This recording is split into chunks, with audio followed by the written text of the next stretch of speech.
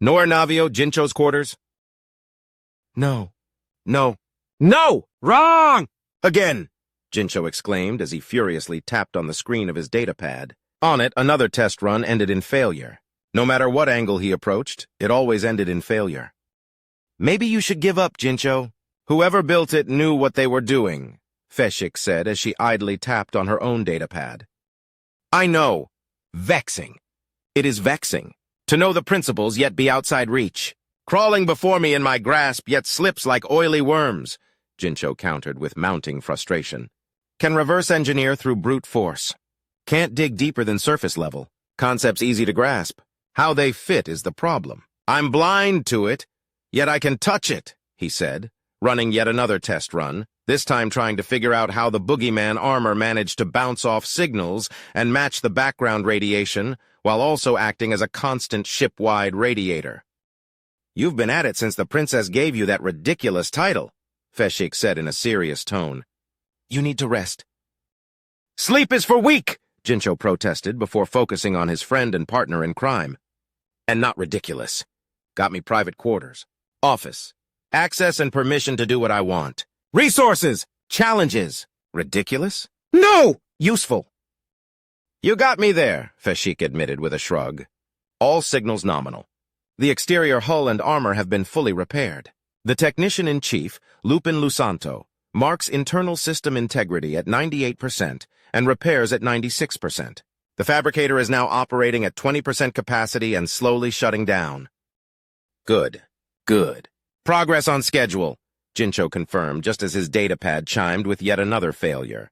His hair and feathers bristled in fury before slumping on his chair. I hate you, shipbuilders. Your secrets are well hidden, but they will be mine. Failure is a step closer to victory. Keep telling yourself that, Jincho. It might become true, said Feshik with a playful tone. Last laugh will be mine. You'll see. Their full secrets will be mine, Jincho countered again, setting aside his datapad. So many ideas to implement. So many possibilities. So many questions. Black ships. Who made them? Purposes range from warfare to rapid deployments. How strong can they be? Limited by Principality technology. Was it done on purpose to hide or to prevent overwhelming power? To what purpose? What do builders get? Can't be resources. Can't be wealth. Can't be power. Proxy? Vassal? Annexation? He let out a chirping garble. What if intentions are altruistic? Benevolent? Can see something we don't? Know something only they know? See Principality as weak and want to rectify? But then why secrecy? Why initiate this? Pretty Eyes talks of traitor uncle with longing and admiration. Can't fathom why the need for betrayal. Me neither. Much I don't know. Mysteries to solve. Fun! Excitement! Feshik rolled all 6 of her eyes in exasperation. Only you could be excited about something like that. Why shouldn't I? Pretty Eyes entrust me with research. Advancement. Allows me to think. Create. Explore. Innovate. Not like hierarchy. My work valued. Needed. Best feeling there can be, Jincho explained, drumming the surface of his desk with his 6 fingers. Achieved much in nearly a month, have we not? I hate it when you're right. Which is often, remarked Feshik, turning 2 sets of eyes to Jincho. What are we going to do with the Corvette's husk? You gutted it completely. The master technician allowed his feathers to bristle contentedly, remembering the experience that was. While Wyatt was busy on Hago, he was pulling apart the Corvette for its pieces, materials, and scurrying into every nook and cranny of the ship, absorbing its secrets, cataloging everything, running tests, testing theories, applying experiments, and recording successes and failures. It had been a most wondrous time. Hours passed like a flowing river before his eyes. By sheer force, he was pulled away, ordered to sleep and eat, wasting precious time on meaningless tasks. But his body wasn't made for continuous work. Breaks were needed. Nutrition required. Oh, how he loathed his body sometimes, but he loved all the good that came with it, too. Now he didn't have that problem. There was no fear of reprimand or discovery.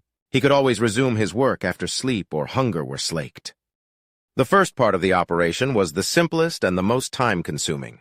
Recover the lost mining drones that the maniac had used in his insane tactic against the Drazen. The solution was simple. Gather the drones from the Gallant venture and use the Drazen ones. There was no scarcity of materials. Debris fields were abundant in resources, and the storages of the Drazen ships were abundant in usable materials. Not to mention the great bounty the princess had claimed from the enemy ships, taking everything of value as a prize. Suitable? Then came the first problem, how to replicate boogeyman armor. The fabricator could do it. It was programmed to build replacement pieces, but that was too slow, too limited. The exterior damage was significant. There was a fear that the ship would need to continue ongoing repairs as they traveled. The solution was easy. The remaining corvette. Stripping it was easy. Using it to repair the Noir Navio was a trivial task. It used the same systems, the same connections, the same modular configuration. How and why it worked the way it did puzzled him greatly, but it worked. His initial theory was that there were AI nodes integrated into the armor itself, but he was quickly proven wrong. The systems were advanced, but they operated in a uniquely designed, closed-off, self-deterministic identification and processing system that, frankly, he couldn't understand. Not completely, anyway. And that was just how it worked when integrated for its designed purpose. In simple terms, he understood what it did. It was the specific and unique manner in which it worked, and how those deterministic algorithms correlated with each other and their functions, that eluded his understanding. It was an enigma with no clues to work with and misdirection at every turn. The designer of the boogeyman armor intended it to be impossible to reverse engineer. There was no AI to break or overcome. Only confusing protocols and counterintuitive systems that escaped his understanding, yet worked all the same. The worst part was that he couldn't simply strap the stealth armor on anything and expect it to work. The process was integrated into the ship itself, further confounding the puzzle with more shapeless pieces. He'd tried that first. His vision of increasing the stealth capabilities of small craft swept away like so much dirt on a marble floor. It was frustrating. His pride as a technician and engineer was being put to the test. He would not let that slide. His curiosity had been great. But now that the doors were open to the vast plains of possibilities before him, it was no longer curiosity driving him. It was a challenge, and he'd be damned if he allowed something like that to stop or best him. Pretty Eyes says that it'll be a gift to the crazed one and his family. Smart. Everything of value is gone. A husk remains. They can refit it. Use it for what they wish. Don't care. Learned everything I could from it already, Jincho replied. I certainly know. You wouldn't shut up about it. Your ramblings nearly drove Alchu crazy, Feshik replied, unamused. My genius knows no bounds, free to do as I want. Data! Improvements? I'll create things of beauty and deadly power, necessary for progress, advancement. New horizons to discover and test limits, said the technician as he continued his tapping. Need to figure out how first. Feshik didn't say anything back as she pretended to focus on her datapad, while at the same time she stared at her friend and leader. Internally, there was happiness in her heart. The hierarchy had been so unkind to her, their friends, and especially to Jincho. How many times were his ideas rejected? How many times was he punished? He was nearly put on trial at least 5 times for his unauthorized experiments, even if they proved to be beneficial. Even now, she wasn't sure if Jincho's decision to leave the hierarchy had been the last feather plucked from his tail, or if he had planned it from the very start. The most likely answer was a mix of both. Regardless of what the true answer was, the fact remained that when the time to leave came, they did so without hesitation, and by the time the hierarchy officials took notice of what he'd done, it was already too late for them to stop him. The one thing she was certain of was that their escape into Principality space wasn't plagued with blind idealism. Jincho was far too erratic to cling to delusional hope. He knew that the Principality wouldn't simply embrace him, or any of them for that matter. No human would see past him being a Ykanti and recognize the talent, boundless imagination, and innate genius of her maniacal friend. Had he truly resigned himself to live a life in obscurity doing menial work? She didn't know the answer. She didn't have the courage to ask. She was too afraid to know. Then the assault on Woodshaft happened. And now, here they were, aboard an advanced vessel, part of a crew, and genuinely valued by one whose blood ruled the Astorian Principality. Yes, she was happy for Jincho. Despite everything, he hadn't lost that flame burning deep within him. In fact, it burned far more intensely than ever. Too strongly, in her opinion, as he refused to eat or sleep just to focus on his work. Feshik didn't know how much time had passed when she realized that Jincho hadn't said anything as he simply continued to tap on his desk. Something on your mind? Plenty of things. Jincho replied as his fur stood at attention for a second. Improvements to be made on several protocols. Scurry repair drones must improve response time. Integration for better automated ammunition feeding systems. Implementation of better, quicker shield cycles for battle. Great. Can be better. Must be better. Can't do now, but will approach Pretty Eyes to refit weapons. Oh! Finished upgrading navigational and service AIs. Gone are redundant orders and useless protocols, he exclaimed as a happy hiss escaped his throat. Much more to do. Feshik shook her head and closed her two frontal pairs of eyes in exasperation. You were supposed to be resting. Order from Pretty Eyes, remember? Aware, Jincho replied, opening his beak widely as his expression turned ecstatic and happy. Suddenly he stood on his table and leaped. Upon landing, a chime came from his datapad. His break hour was over. Must go! Wormbrain must see results. Feshik stored her datapad and stood up, joining the eager Jincho. Then let's go. I'm certain that Baron Staples will be pleased with your work. He will! Wormbrain is worm-brained, but brings back precious data. So many things I've done. Many more can be made. We'll need him to run tests. Tests, Jincho said as the two Ykanti stepped out of his quarters. As the pair made their way down the hallways of the Nornavio, Feshik couldn't shake the odd feeling of having some humans give them the space to walk freely on the same corridor. A few of them, plebs, even saluted Jincho. It felt unreal, gross, and odd, but not entirely unwelcome all at the same time. Acknowledgement. It was such a strange thing for her to comprehend. But Jincho? He was eating up the attention, puffing his chest, bristling his feathers, and carrying himself with an arrogance that made her want to pull at his tail until he squawked. It wouldn't dampen his high spirits, but how she yearned to control the impulses and more chaotic nature of her leader. They arrived at the medical wing just in time to see Wyatt Staples, wearing a uniform and surrounded by 5 other humans, presenting his right hand to a medic. Wyatt presented his right hand to a medic as ordered. The medic used a small, cylindrical key to press the matching circular keyhole at the front of the white cube that encompassed his hand just above his wrist for 2 days. He expected a hiss when the cube parted. Instead, a wet, sloppy sound reached his ears. A green, frothing, and slimy solution clung to his skin as the cube was removed and set aside, carried away by an assistant. I'm suddenly not feeling that eager to land a hit on Lady Cynthia myself, Leopold commented, as he grimaced at the sight of the slime covering his leader's hand. How utterly disgusting, Gregor agreed, his usual measured composure breaking as he took an involuntary step back. I shall endeavor to avoid breaking a bone with twice my original determination. Dip your hand here, said the medic, ignoring the comments made as another assistant presented a bowl filled with water. Wyatt did as he was told while, simultaneously, giving his 2 complaining comrades a smirk. It doesn't feel that much different from Goonie, though I'm certain you can't eat this. What in the prince's name is Goonie? Noltar asked, puzzled. Food. Sweet, viscous, clings to your throat if you eat too much of it but goes great on bread, Wyatt replied, only for Gregor to cover his mouth. Commoner food on Volantis. Remind me, Wyatt, to never visit your homeworld, Raquel commented with a smirk. A second later, he saw the silent Declan turn to face 2 approaching Ykanti. She recognized the head researcher engineer immediately. Hey, Wyatt, you've got more visitors. Wyatt turned his head to see Jincho and Feshik approaching. He felt the water against his skin as the mucus-like substance was all but disintegrated in mere seconds. Pulling back his hand, he observed it and twisted it around before moving his fingers, clenching them into a fist several times, and nearly moaning in satisfaction every time his joints popped. Do you feel any discomfort or pain, Lieutenant Commodore? The medic asked. Not at all, Wyatt replied as an assistant passed him a towel to dry his wet hand. Once he was done, he handed it back. Wonderful. We shall run a test tomorrow on the Exeter, Ledium, and Inatara implants, sir. Are you experiencing any discomfort at all? Nausea? Dizziness? Vertigo? None whatsoever, the heterochromatic-eyed man replied. My thanks. Our pleasure, sir, the medic said, bowing his head slightly.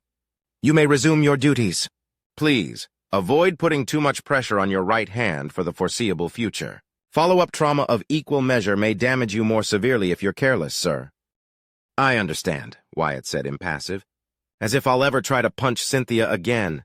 I'm not that stupid, he thought to himself before fully turning to face his Ykanti friends. Good to see you, Feshik, Jincho. I was planning to go find you myself. Yes. Greetings and good manners, Jincho answered happily. Your hand fixed? Good. Hungry eyes look soft but is hard. And hungry. So very hungry. Can see it. No matter. Not important. You can fly more. Keep fighting. Keep giving me data. Now we go. Must show the results of my work. Want to see your faces? Wyatt smiled sincerely. Lead the way, Master Technician. With those magic words, Jincho turned around before proudly leading the group out of the medical wing. So the crazy Ykanti is involved in this surprise you mentioned, boss? Leopold asked, following closely. Should I be worried? Maybe run away? I've memorized the locations of every escape pod on the ship. If something catches on fire or explodes, run after me. I'm not going to wait for anyone, though, Nultar declared with a cocky, playful smirk. He's not nearly as dangerous as you think, Wyatt countered. Most of the time. The risk of an accident occurring increases exponentially in the vicinity of the head researcher, sir, Gregor announced.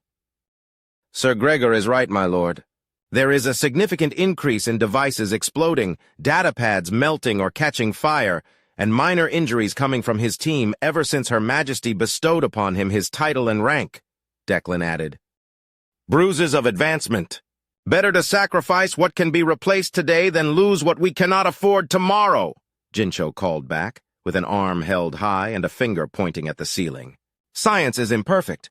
Always room for more. For better. I will always strive for it, even if it costs me my life. And if I die in the pursuit of it, then I'll die without regrets. Few are lucky enough to enjoy such an end.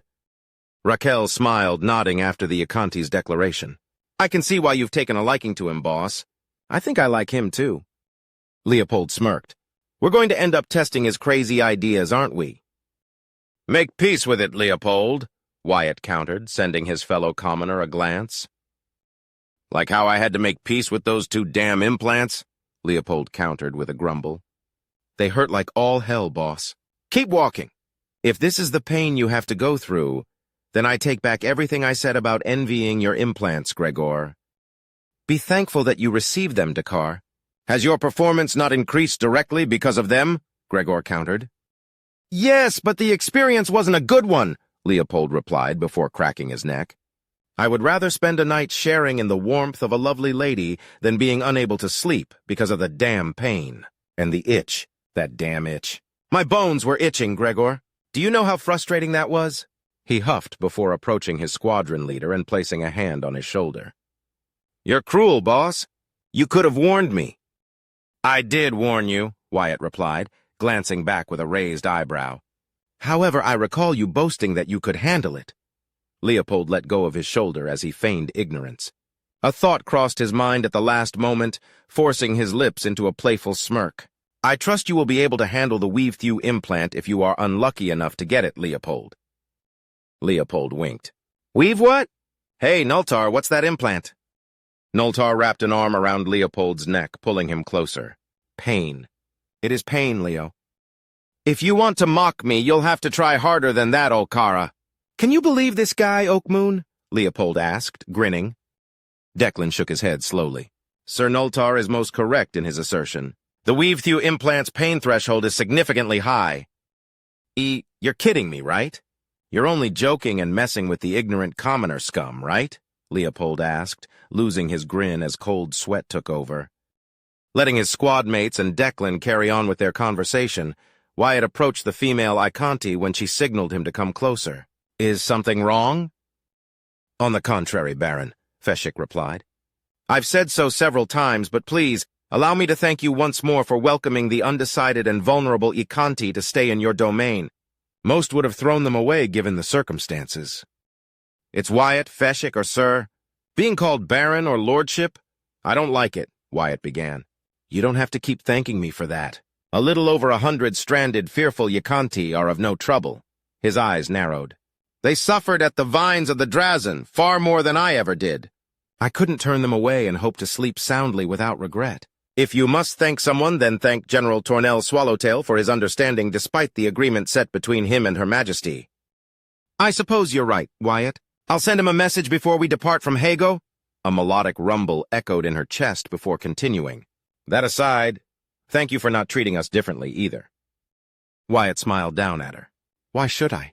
You're aliens, but to you, I'm an alien. I know you're not the standard hierarchy Ykanti either. You've never treated me differently either. In fact, I'd like for you, Jincho, and the rest of your group to treat me as Wyatt. Just Wyatt. I'm not a blue blood, but I'm not a commoner either anymore. He chuckled darkly. Just being Wyatt is fine. Fashik let out a chirping laugh. Consider it done, Wyatt Staples. Wyatt merely nodded as their travel continued. It only took them a few more minutes to reach their destination. The first sign that they'd arrived were the 4 Royal Marines standing guard at the start of a hallway where Princess Clara, her ever-present bodyguard, Cynthia Winfield, and Commander Redford were already waiting for their arrival.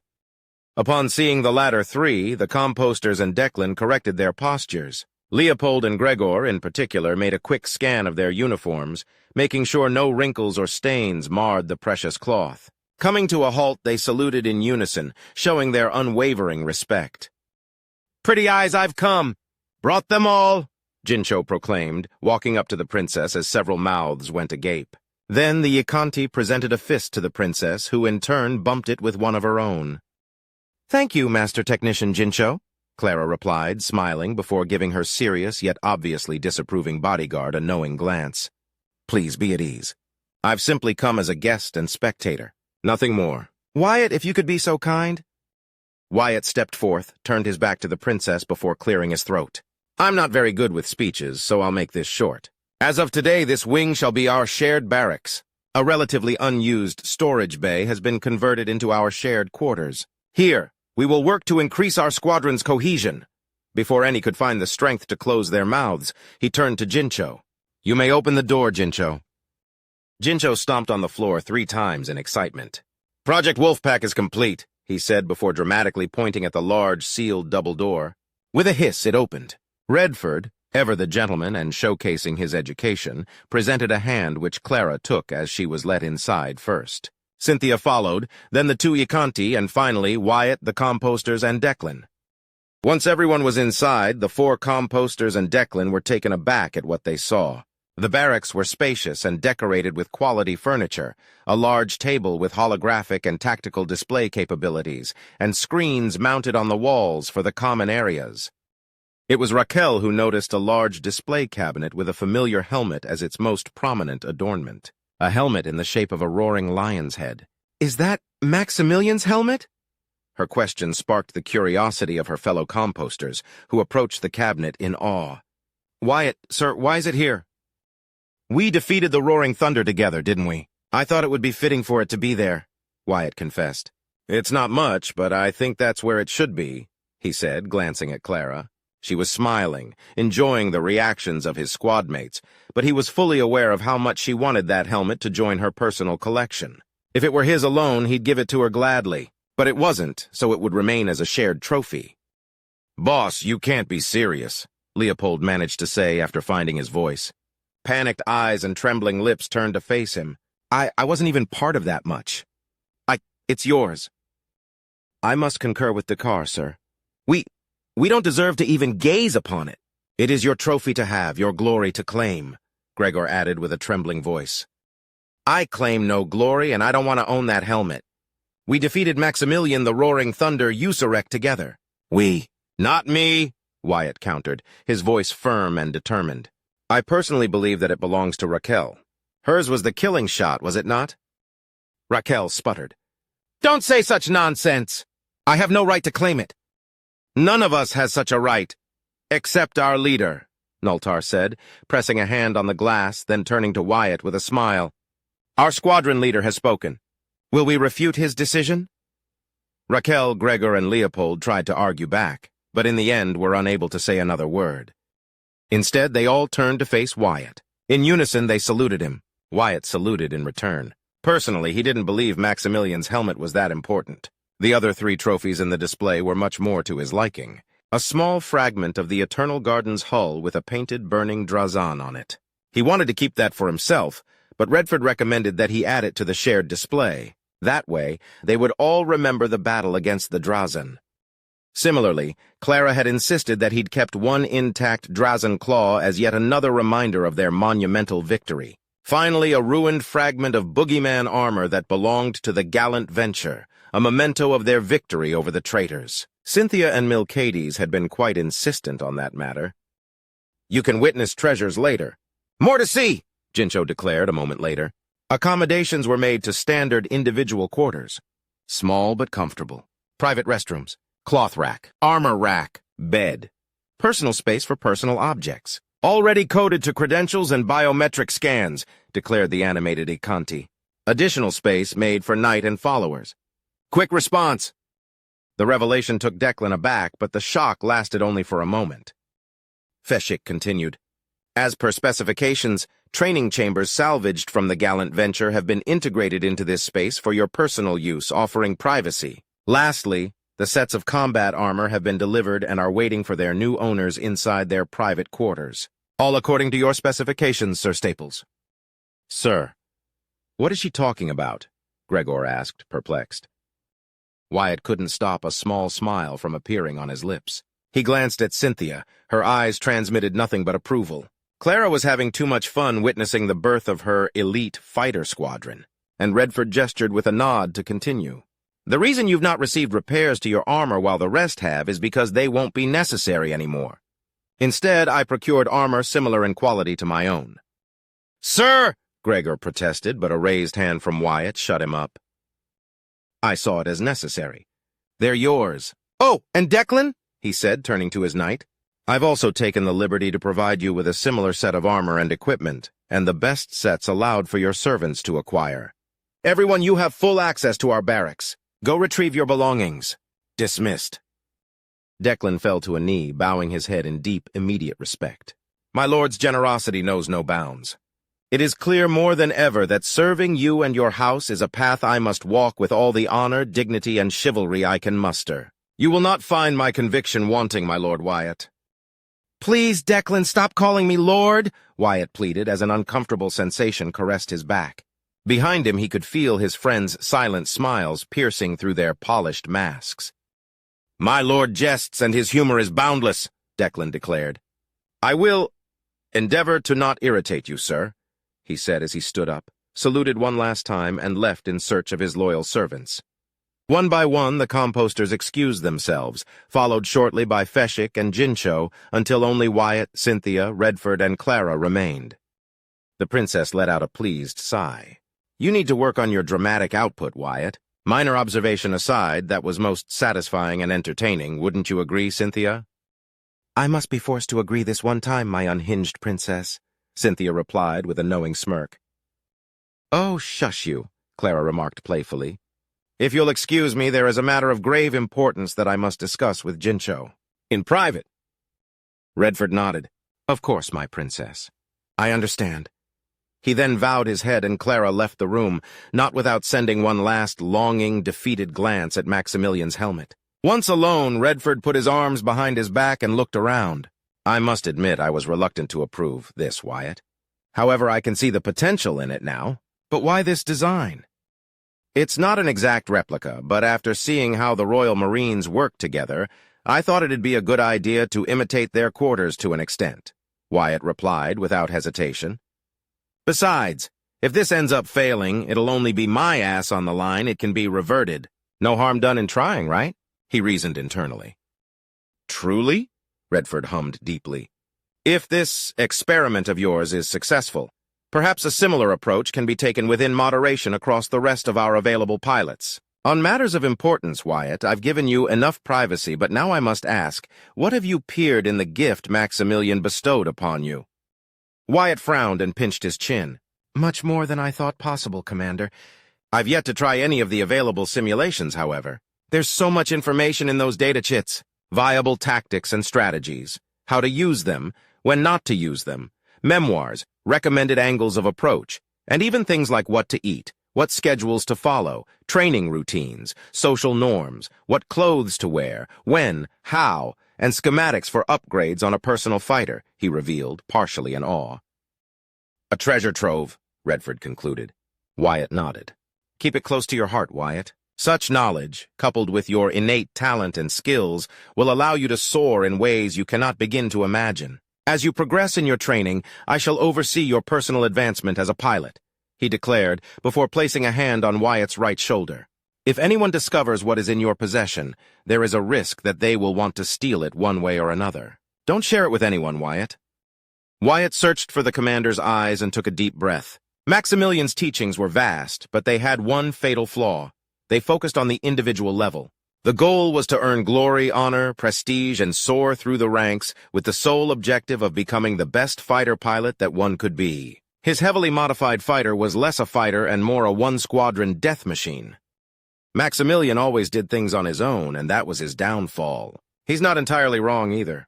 Being the best pilot you can be can save your life in combat. A single great pilot was deadly. What about an entire squadron filled with pilots close to that level? If it works, then why stop there? Wyatt thought firmly and arrived at the only logical conclusion in his mind.